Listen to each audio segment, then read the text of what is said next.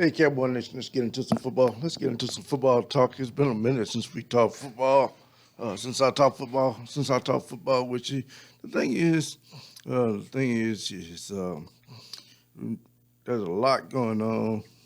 There's a lot going on, but there's very little going on that somebody ain't already talking you to death about. It's just not already all up in your ear, talking to you nonstop. I am fully aware of all the Earl Thomas nonsense. I'm fully aware of the spectacular catches that C.D. Lamb's making, and and Awuzie getting an interception in training camp. I'm fully aware of these things, but you got somebody every day bringing you these things, talking to you about these things, and it can get redundant talking about the same old thing all the time, every day, all day.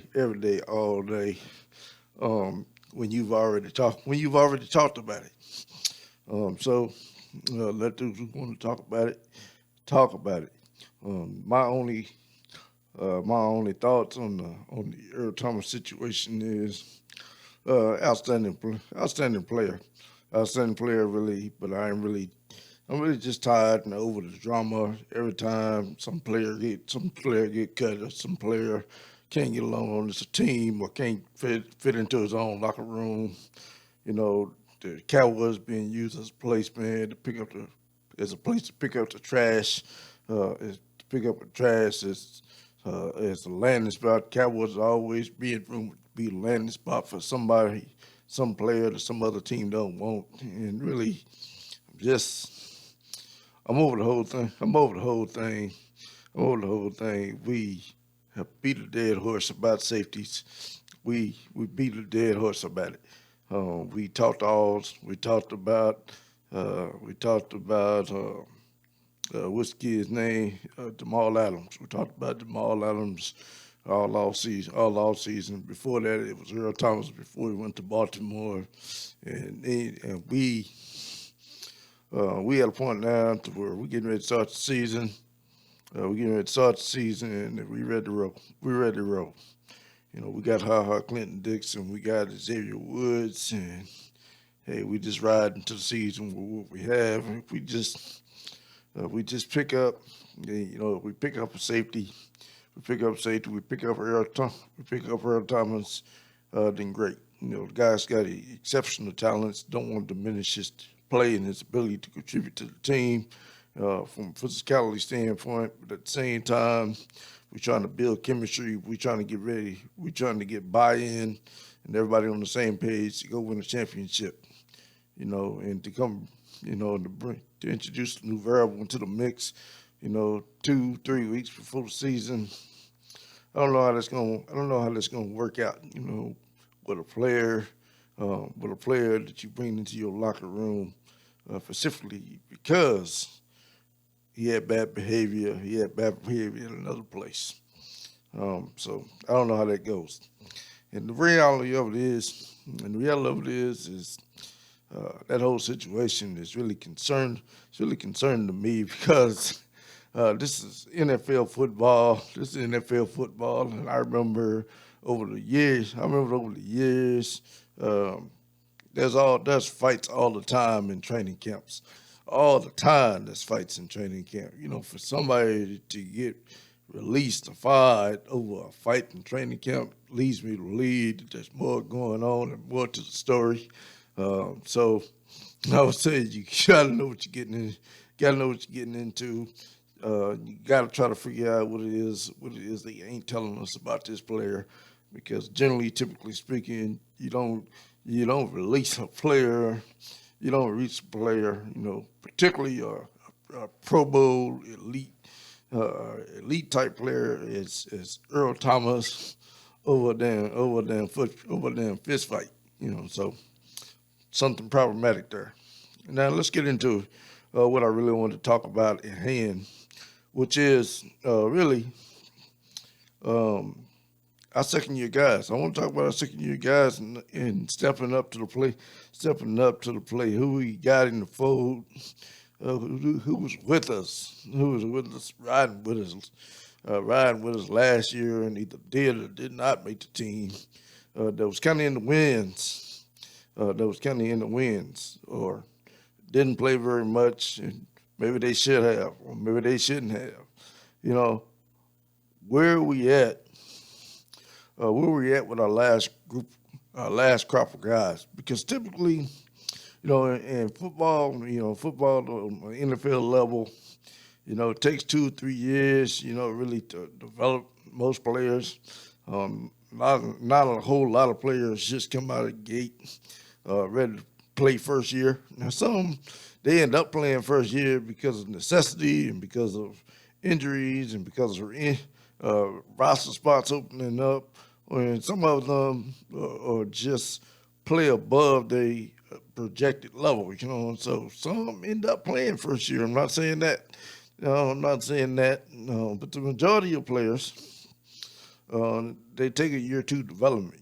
So now that we've had the opportunity to develop some of these guys, and some of these guys have gone through a full cycle of development, like Luke Gifford, like Tristan Hill, like Ventil Bryant, like Joe Jackson, like Jonville Johnson, like Brandon Knight, like Colin McGovern. Now these guys have been in the fold now. They've had an opportunity to figure out what it's like to be on the NFL level, the speed of the game, and the workload that's required. Looking for these guys to really take a step forward. You always want your second year guys to kind of take a step forward. So we're looking at really who's going to do that. Will Ventil Bryant make this team? Will Jonville Johnson make this team? Will they be the 4th, 5th, 6th guys? Right now, I would say, we know 3 guys. These guys, Ventil Bryant is a receiver. So we know 3 of our receiver spots are really locked up. And Cedric Wilson most likely will get the 4th spot. And so it's just a matter of how many receivers we take after that. Do we take 2 more? If so, it comes down to these two, Jonville Johnson and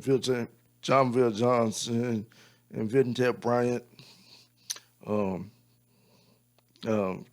Maybe those guys are in there. But you also got other guys on the team that's been around a little bit longer, like Noah Brown, that had some injury history, he's been in our program for a while, that could eclipse one of these guys. So in my opinion, in these receiver corps, these second-year guys, they really got to shine. And they really, not necessarily as receivers, they really need to shine as special teamers. I know Ventil Bryant he played 1 game for us, caught a touchdown for us, he played some other games as a special teamer for us. But I don't know how well he did as a special teamer or how good of a special teamer he was. Hell, we were dead last in special teams last year. So I don't know if that really gives him any clout, but at least we know that he can play special teams. And so these other guys, Jonville Johnson, got to be ready to go.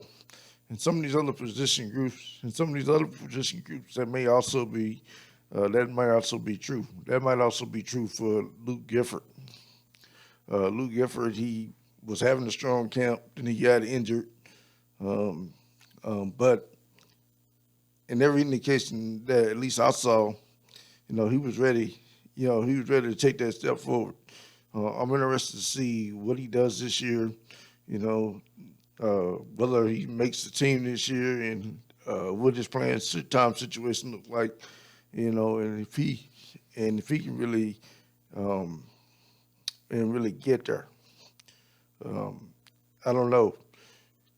It's one of those things.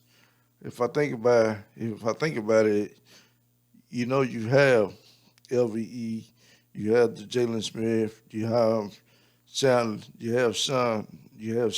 Lee, Justin March is back with us. You have Joe Thomas. So how many linebackers? How many linebackers are we going to end up? How many linebackers are we going to end up taking? We take Luke Gifford. Take Luke Gifford. That would be, seven. And then I hear there's another linebacker out there that's really trying to make a name for himself. I think his name is Francis Bernard, trying to make a name for himself. He might play himself onto this roster. Um, so, but Luke, one of the things about it is if he's out there, he's grinding. He's got a good shot. He's got a good shot. The guy plays with the nasty. He plays hard. And I like the game that he brings to the table. The thing about him is he need to make it through this. He need to make it through this camp, and he need to stay health. He need to stay healthy, and have a nice solid camp, because those linebacker spots they might get tight. They might get tight because we have to make some tough decisions as to whether or not we're going to carry more DBs or we're going to carry more linebackers. And those numbers are going to be interesting conversations. So um, there's that. Tristan Hill, Tristan Hill. Um, from what I hear, and all I hear in camp buzz, Camp Tristan Hill is having a nice camp. It's coming on. It's coming on strong. You know, good for him. Good for him. He's one of those guys coming into this camp. Coming into this camp, I felt like, if he didn't have a good camp, he probably wouldn't be. He probably wouldn't be part of this organization if he didn't have a good camp. Shout out to him. He come ready to play. He come to battle. He come to battle. And we'll see where that takes him. The injury to Jordan McCoy, plus the game he's bringing to the table, the energy he's bringing to the table. He's taking advantage of having a new regime and taking advantage of having a new regime in the house. A fresh start might be the best thing for him. Uh, and Christian Hill, he need to make football work for him. I was looking at his interview. He's not a television guy, not an interview guy. Probably not gonna be a broadcaster. So he need to make playing football work. I'm just saying. Joe Jackson, I've heard absolutely no info on Joe Jackson whatsoever. Um, for this training camp, I heard nothing. I haven't heard nada from Joe Jackson. Um, I don't know what that means. I don't know what that means. I don't know if they are trying to keep Joe Jackson on the low, so they can put him on the practice squad. I don't know if that means Joe Jackson don't make the team this year, or Joe Jackson, is doing well enough. It's just not being talked about. But I do know I heard nada on Joe Jackson. I've also had, I've also heard very little on Conor McGovern. I know he's on the roster. I know he's grinding. But I really haven't heard a lot about Conor McGovern. And it's one of those things to where I thought he had a good chance. I thought he had a good chance of getting one of those. Uh, he had a good chance of getting into the lineup. Conor McGovern, he had an injury last year, but a year now that he's recovered and healthy and stuff, thought he had a good chance of getting into the. I thought he had a good chance of getting into the lineup.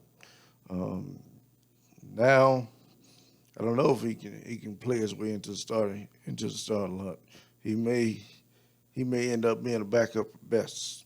We'll have to see because I'm just not getting feedback on Connor McGovern.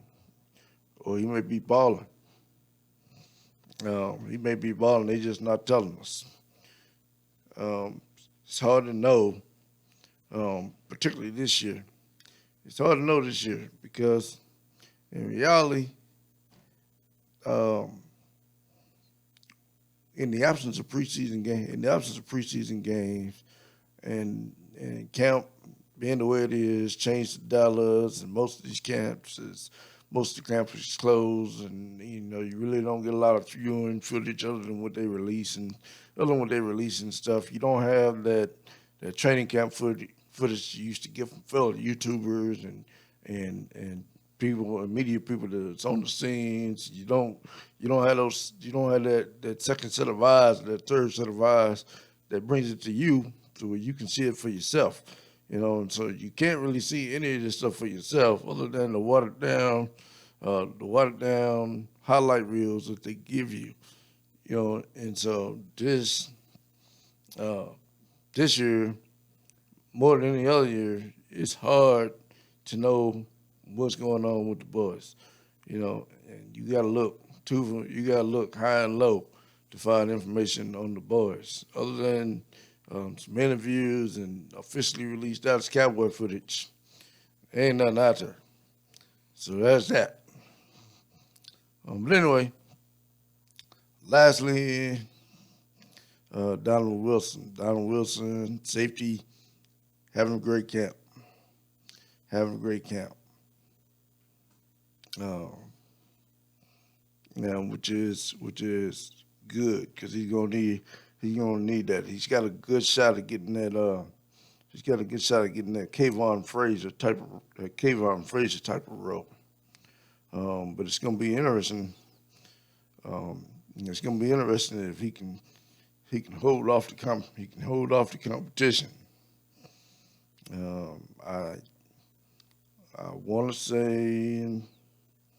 I want to say his competition is probably going to be CJ. Uh, is it going to be CJ or is it going to be Darian Thompson? Either CJ Robinson or Darian Thompson. He's going to have to hold off one of those guys. One of them is cornerback. The other one is the safety. Maybe Darian Thompson, but he's got a good shot at